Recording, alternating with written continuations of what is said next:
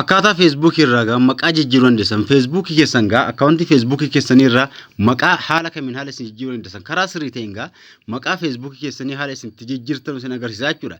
Feesbuukii irra eega seentanii gaa qaxixaa gara barnootaa deemnaa feesbuukii irraa gaa tuqaa sadiin harka mirgaa jirtu piroofaayilii keessan jalaayyuu keessin tuqxanu jechuudha.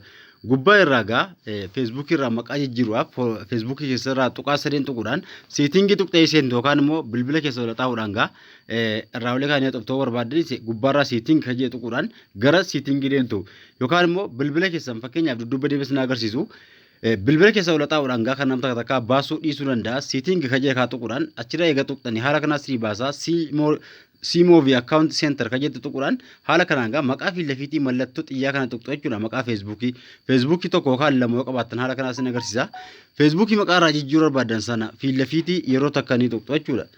Mallattoo xiyyaa feesbuukii maqaa irraa jijjiiruu barbaadan sana mallattoo xiyyaa fi lafiitii kana jiru tuquudhaan gara fuula duraa deemtu maqaa feesbuukii keessanii jijjiiruudhaaf jechuudha. Kanaaf gaa haala kanaan fidee isinii baasa mallattoo xiyyaa eega tuqxanii gaa awwala maqaa keessanidha garuu feesbuukii irraa maquma keessan silaa irra kaawwattanii baay'ee bareeda feesbuukii irraa gaa maqaa keessan ni barreeffattu awwala kaarratti jechuudha maqaa tikikkilii makaan keessan ni barreeffattu yoo feesbuukii lama qabaattanis feesbuukii maquma keessan fakkeenyaaf Huseen tokkoffaa Huseen jedhanii barreessaa yoo feesbuukii lammataa qabaatte illee Huseen tokkoffaa maquma keessan barreessuudhaan asirratti jechuudha ka awwala kaarratti feesbuukii lama sadii yoo qabaatte illee haala kanaan itti jijjiirtu jechuudha. Huseen ni jedha maqaa kiyya maqaa keessan ka awwalaa sanduuqa awwalaa kanarratti maqaa keessan barreessuudhaan gaa ganjellaa kaa dhufuudhaan gaa sarneemii jalatti immoo maqaa keessan barreessitu jechuudha. Sarneemii bakka jekaatti maqaa abbaa barreessitu jechuudha. Ka awwalaa maqaa keessan ka lammataa maqaa abbaa keessaniiti jechuudha. Ka isin itti barreessitan haala kanaan eega fixxanii maqaa keessanii maqaa abbaa keessanii eega barreessitanii fixxanii haala kanaan deeni gochuudhaan gaa haala kanaan yookaan immoo den kajettu tuquudhaan kan inni dubbasni deebi'u yookaan immoo haala kanaan eega fixxanii revenue change kajette ganjallaa macarashaa ni jirti revenue change kajette kaa tuquudhaan gara fuula duraa deemtu jechuudha eega barreessitanii fixxanii kaatanii.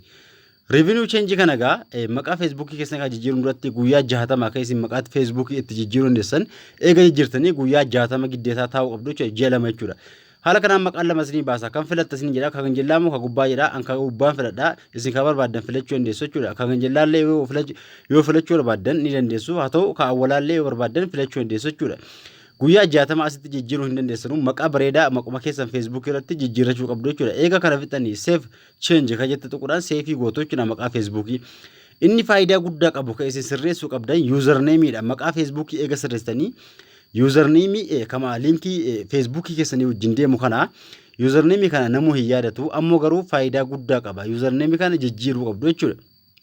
Yookaan sirreessuu qabdu jechuudha. Yuuzarneemii gaa maquma keessan qubee xiqqeessuudhaan maqaa keessan ni barreessitu yoo dhiqqata maqaa keessanii raayitii kennuu dide haala kanaan akka fakkeenyaaf raayitii naa kennee jira lakkoofsa adda addaatti maktu jechuudha yoo isin dide lakkoofsa adda addaatti makuudhaan denni gootu yookaan immoo den kajettu kaa tuqxu jechuudha. Yuuzarneemii keessan giddeetaa sirreessuu qabdu jechuudha lakkoofsa adda addaa qayyartanii ilaaltanii itti qayyartanii den gochuu qabdu jechuudha. Haala kanaan keessin maqaa feesbuukii jijjiiruu dandeessan jechuudha. Daqiiqaa xiqqoo keessa feesbuukii keessa irraa maqaa jijjiiruu dandeessu jechuudha. Haala kanatti fayyadamaa viidiyoo laayikii tuquu hin dagatinaa gaafii qabaattan komentii